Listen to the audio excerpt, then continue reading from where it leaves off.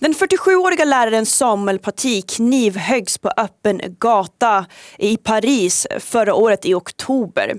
Han mördades av en radikal islamist. Det har kommit ut nya uppgifter nu som visar att studenten som berättade om de här karikatyrerna som Samuel hade visat upp på lektionen som ledde till själva sociala mediedrevet har nu kommit ut med en ny historia helt enkelt. Hon har inte berättat hela sanningen om vad som hände den dagen. With me to comment more on this, I have Eva, who's a Dutch political commentator. Welcome, Eva. Hi, Amy. Thank you.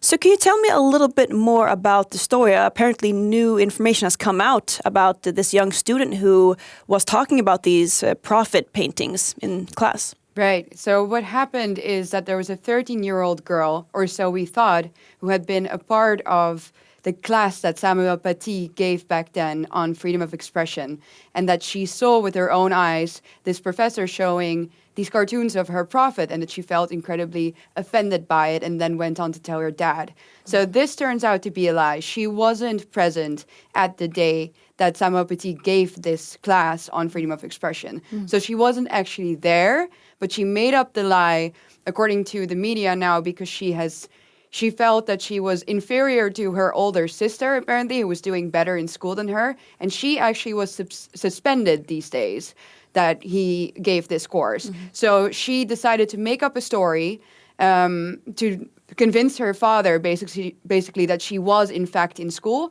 And this was the story that she made up because she had heard through somebody else in class that he had done that. Well, does this change anything really? Because, I mean, it still happened. I mean, it would have still happened if she hadn't told this lie, or what do you say about that?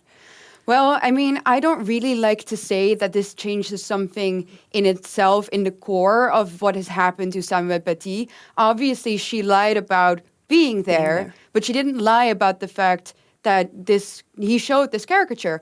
And I mean, lie or no lie, the fact of the matter still is that this man got murdered, brutally decapitated over showing the prophet's image. So, you know, the core facts stay the same, and those are the worst in this story. Yeah, I mean, if you look at the broader picture a little bit here, I mean, France has been having a lot of trouble with radical Islamists. We saw the Charlie Hebdo attacks, that wasn't too long ago either.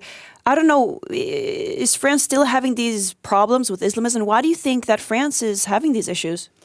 Well, according to a recent study, about 75% of French youth now considers that the Islamic values are more important than the French secular values of the Republic. Wait, so French youth, you mean? French Muslim youth, sorry. Okay, so, there we okay. go. So to make that precise, French Muslim youth. So 75% of the French Muslim youth regards these values to be more important, where 40% of the general Muslim population in France thinks the same. So we are dealing with an incredibly large group of people, especially the youngsters, who are considering their Islamic values more important than the values of the Republic. But it seems to be that these younger generation Muslims are more radical than their fathers and mothers and so on. Why are we seeing that type of development, do you think? I mean, is this some sort of kind of modern thing that we're seeing? I don't understand. Yeah, but we're seeing this everywhere in Europe. I don't know about Sweden, but at least in Holland, we're seeing the same thing. Younger generations are starting to become more and more radical than their parents. And in France, very much so. I mean, France has been a target to terrorist attacks for many, many times, and actually much more even than the rest of Europe. There are many reasons for why this could have happened. Obviously, France has a large immigrant group from multiple, actually, Islamic countries. But, you know, France stands for secularism, laïcité, the Enlightenment. This is a perfect target, I would say, for Islamic terrorists to act out. So you're a Dutch political commentator, so what are they saying in Holland? The politicians, are they reacting to this? I mean, because you guys must have similar issues with Islamism as well, right? Right. Well, we haven't heard anything about this particular story about the lie yet. But back then when it happened, when the attack was carried out, in fact, I mean, our prime minister didn't even want to mention the word Islam or Islamism when he talked about it. He just said, oh, what a terrible day. And, you know, a win for extremism. Yeah, so he mentioned extremism, but never Islam. Yeah, we hear the same thing from Swedish politicians as well. We hear our Prime Minister Stefan Löfven talking about, that he condemns the attacks and so on, but he doesn't want to mention Islamism. And, I think that there seems to be a trend here. But why do you think that so many politicians they don't want to mention Islam, and they don't want to criticize Islam, or they don't want to criticize Islamism either? Why do you think that they're so wary of doing that? Well, two things, I guess. I mean, they're deadly afraid. Let's be fair. Criticizing Islam, showing the cartoon or even an image of the Prophet of Muhammad can get you literally killed. Yeah. I mean, that's one. So there is certainly an element of fear. But second of all, I think that if they were to actually tell the truth about what's happening here and to, call the beast by its name and say, hey, we are dealing with radically different cultures and a radically different religion here than ours, then that's going to pose some questions about their policies. Is this the new normal in Europe, do you think? I mean,